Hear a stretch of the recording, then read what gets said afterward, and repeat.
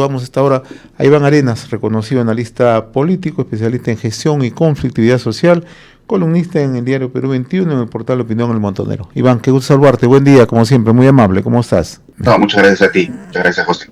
Iván, vamos a conversar de dos temas. Un primer tema es tu reciente artículo en el diario Perú 21 y luego sobre la decisión del gobierno sobre el tema del reinfo. ¿No? Vamos por el primer tema, un reciente artículo tuyo en el diario Perú 21 titulado El Marañón y la estrategia de la minería ilegal, donde detallas lo que hoy se convierte en el nuevo corredor no solo de la minería ilegal, sino del narcotráfico y además la estrategia que se está aplicando. En primer lugar, para entender este tema, ¿cuál es el recorrido geográfico del río Marañón y qué localidades atraviesa para hacer esta analogía que tú nos has presentado en esta columna?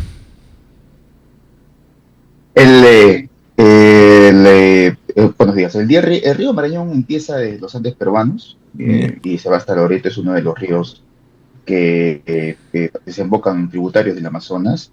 Es uno de los ríos que conectan varias regiones, entre ellas una parte de la región de Huánuco, una parte de la región de Ancash, por ahí un cachito. Tienes a Toda la Libertad, tienes Lambayeque, tienes una parte de San Martín,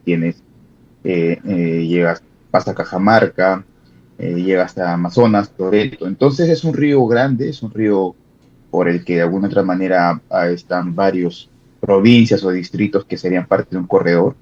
Ese río que de alguna otra manera integra a todos estos distritos, estas provincias.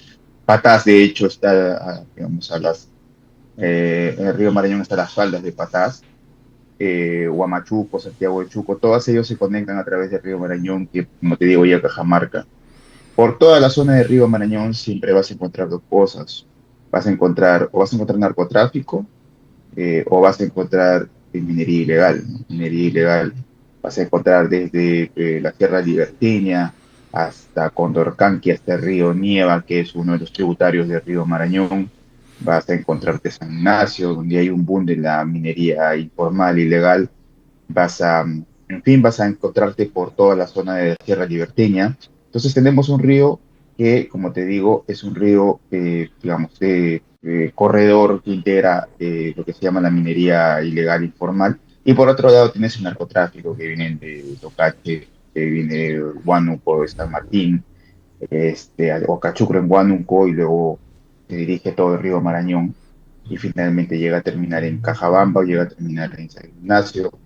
Acuérdate que en San Ignacio, en la parte de arriba, también hay, digamos, se comenta mucho y informes de inteligencia señalan que hay también narcotráfico o básicamente el opio. Entonces, tenemos un río que integra varios distritos, varias provincias, varias regiones, que es un río minero, pues, entre comillas, pero también es un río por donde se puede el narcotráfico. Entonces, es un río importante si alguien quiere mirar de alguna otra manera la FIA, el Perú, y lo quiere mirar de otra manera, las políticas públicas lo puede mirar también a través de este río que conecta varias regiones. Ahora, tú señalas en el mismo artículo que el Marañón es el río que conecta el oro ilegal y el narcotráfico, pero también indicas que en la zona hay una legitimación y una estrategia social de la minería ilegal. ¿Cómo funciona esto? Tú que tienes la oportunidad de conocer estas localidades y que además has hecho todo un trabajo de investigación. Mira, exactamente, hay una especie de legitimación de la minería ilegal. Esta legitimación de la minería ilegal, básicamente se entiende que la minería ilegal es una forma productiva que no hace daño, es una forma productiva en la que no se diferencia absolutamente del narcotráfico, en la que puedes hacerlo porque otros también lo están haciendo, en la que tú no tienes conciencia del daño, digamos, ambiental que puedes hacerlo. Además de esta minería, tiene un relato en el que si los pobres pueden hacerlo, si los ricos pueden hacerlo, los ricos mineros pueden hacerlo, los pobres, ¿por qué no? Integra además varias frentes, varias organizaciones, eso es importante. Hay autoridades que legitiman, que validan también esta estrategia. Es una estrategia que, como te digo, tiene legitimidad social porque también da trabajo, mueve la economía de manera directa. Entonces beneficia, hay mayores beneficios directos, por así decirlo, por parte de la población que se encuentra dentro de estas zonas. Entonces, hay una legitimación bastante importante de la minería ilegal, sobre todo en esta zona, ¿no? Como te digo, esta minería ilegal también se legitima bajo organizaciones, inclusive las propias rondas campesinas, inclusive los propios frentes, y como te digo, también autoridades, ¿no? Entonces hay una legitimación que tiene un relato, que tiene organización, que tiene autoridades, que tiene logística, que mueve la economía. Entonces estamos frente a un escenario bastante difícil donde la minería ilegal sí tiene un cariz, por así decirlo, de legitimidad popular. Ahora, hay un detalle que tú apuntas con mucha claridad, ¿no? Se intenta convertir a estos mineros ilegales de pico y pala, y tú señalas que eso es totalmente alejado de la realidad. Completamente, porque, fíjate, nadie niega que puede haber mineros artesanales, nadie lo niega absolutamente. Y tampoco no ha sido de alguna otra manera objetivo de la columna criminalizarlos, tampoco romantizar a la minería informal.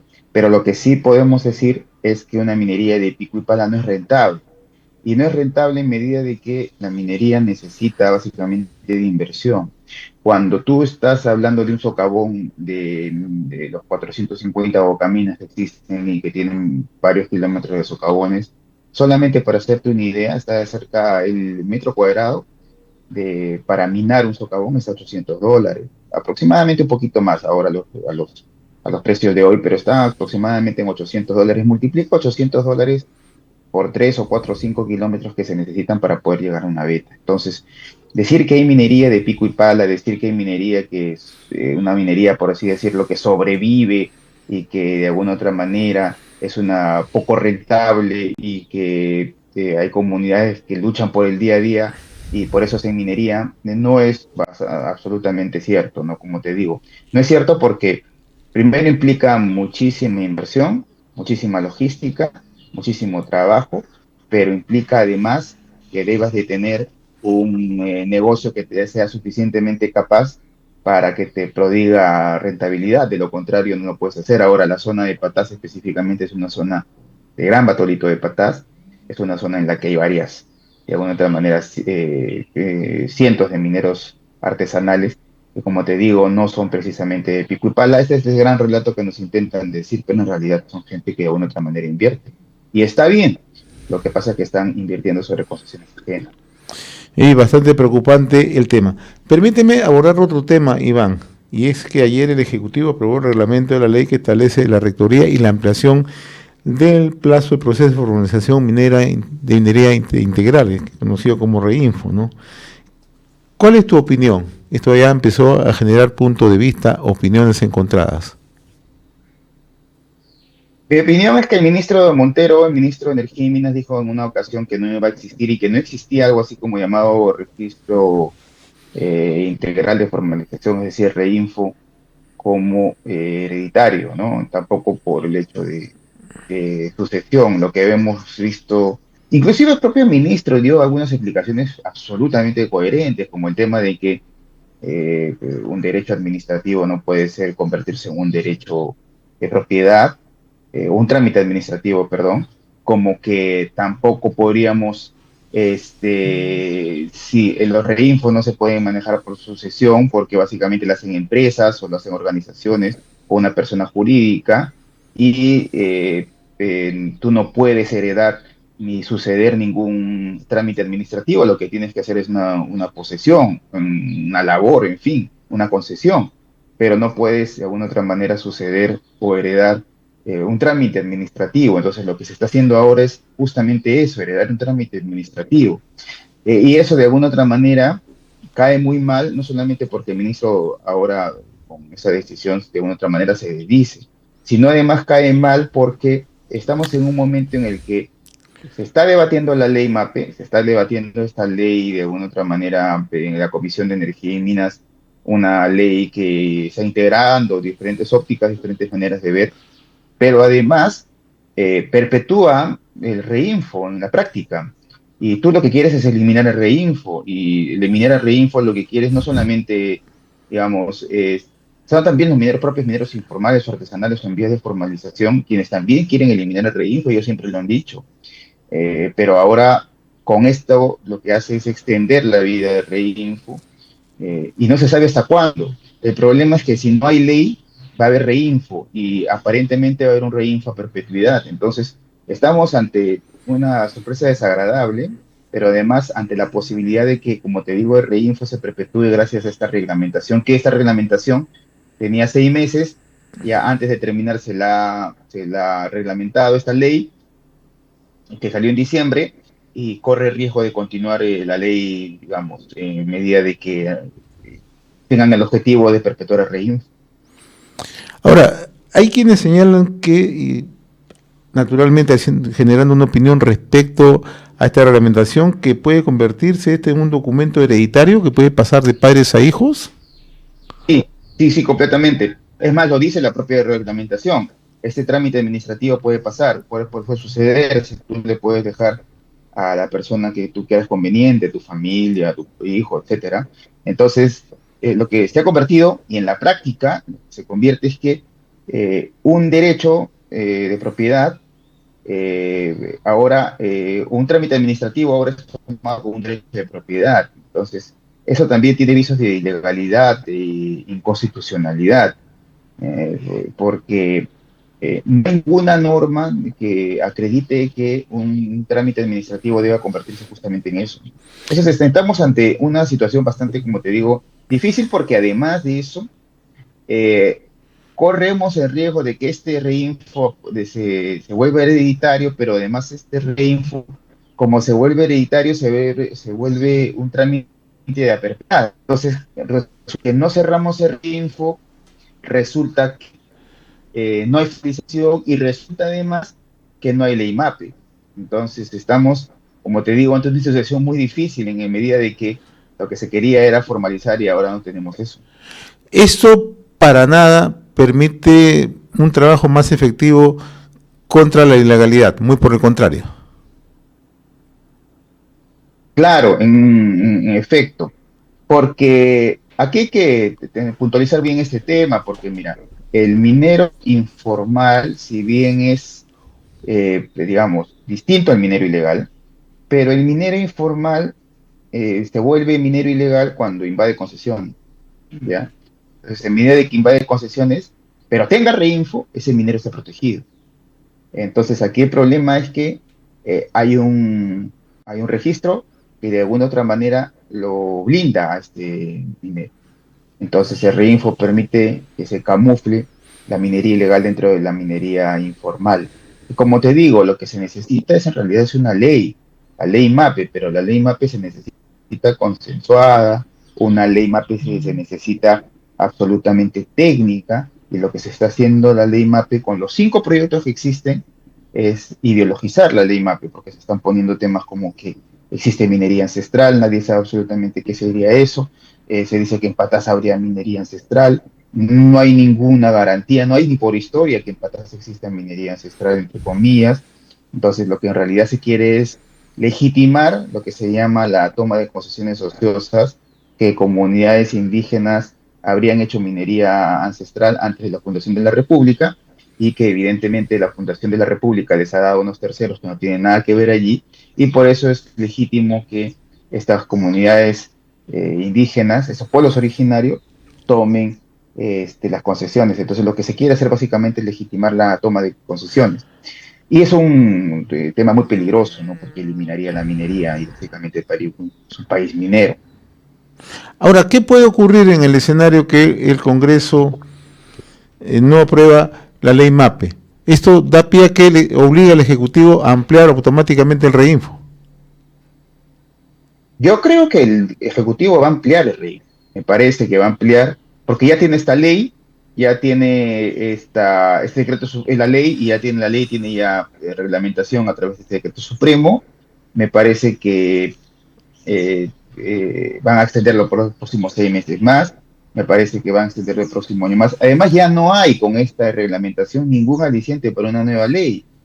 ¿Qué incentivo para una nueva ley MAPE puede existir si tienes el reinfo, que puede sucederlo, que puedes heredarlo?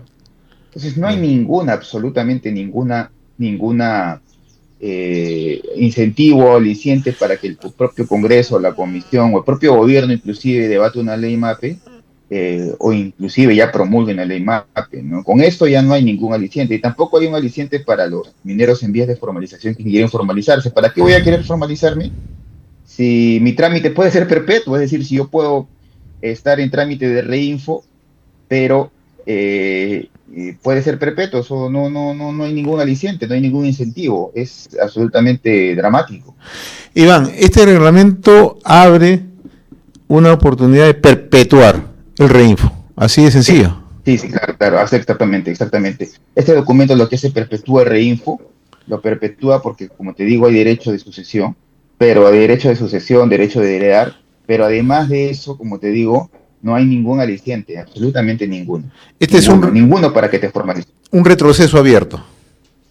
Completamente un retroceso abierto. No entiendo por qué el propio ministro, además, no lo digo yo, el propio ministro dijo en una ocasión, no va a haber reinfo hereditario, no hay reinfo hereditario, no se podría hacer, el propio ministro lo dijo, no podría existir que un trámite administrativo se convierta en una especie de trámite derecho de sucesión, no puede haber, el propio ministro lo dijo, entonces yo tomo lo que dice el ministro, y el ministro con esta reglamentación. No sé si él lo habrá estado seguro de las cosas que estaba firmando, pero con esta aprobación de este secreto supremo, de esta reglamentación, entonces yo creo que el ministro se ha desdicho totalmente. Iván, el reglamento también establece que el Ministerio de Energía y Minas ejerce la rectoría sobre la actividad de pequeña minería y minería artesanal. Esto entiendo en las direcciones regionales de cada región. ¿Sí? No, lo que ha pasado con esta ley es que de manera transitoria les ha ¿Ya? pasado al gobierno, de los gobiernos regionales ¿Ya? a los ministerios y les ha pasado la, eh, em, el mandato de poder hacer la formalización, ¿Ya? pero ya no son los gobiernos regionales, sino son ahora es el Ministerio de Energía y Minas, la Dirección de Formalización, la Dirección General de Formalización y la ¿Ya? Dirección y la Viceministerio de Energía y de Minas. O sea, dicho de otra manera, las direcciones regionales de energía y minas ya no tienen ninguna competencia frente al tema de formalización. Exactamente, ya no tienen ninguna competencia. La competencia va a estar en las manos del Estado, en este caso, perdón, del gobierno, en este caso del Ministerio de Energía y Minas, ya la tiene de competencia, ya ha reconocido la sucesión del Reinfo. Entonces, no hay ningún aliciente para que ni los gobiernos regionales puedan, de alguna u otra manera, poder nuevamente tener este mandato, ni los formales, ni los informales, un día de formalización, tenga un aliciente para poder continuar con un trámite de reinfo. Si el reinfo lo puedes hacer, puede quedarte todo el tiempo que tú quieras, y si te pasa algo, tú sigues con el trámite y le das ese trámite a tus hijos. O sea, no, se nos vienen días complicados en este tema, Iván. Sí, completamente, porque la minería informal o la minería ilegal, los mineros ilegales que se hacen pasar por informales, lo que van a hacer es van a tener una mayor presencia en la política peruana, ya no solamente de la manera como están haciendo, es decir, ya no solamente creo yo a manera de representados, sino van a ser directamente quienes asuman en este caso los cargos en diferentes órganos de instituciones del Estado, ¿no? De Congreso, en fin, Senado. Yo creo que se vienen días muy difíciles para el país y sobre todo para el sistema de formalización, porque aquí de fondo está básicamente eso, ¿no? El gran sistema de formalización peruano, en este caso en la minería, ha fallado. Muy bien, Iván, yo como siempre te agradezco la amabilidad de haber compartido estas reflexiones en voz alta respecto a temas de actualidad, ¿no? Se aprobó el reglamento, pero Muchas también gracias. un poco analizando todo lo que significa este corredor, ¿no?, del Marañón, que de otra manera, si uno ve, es una unidad geográfica entre minería ilegal y oro ilegal. Te agradezco la gentileza, Iván, muy amable. Sí.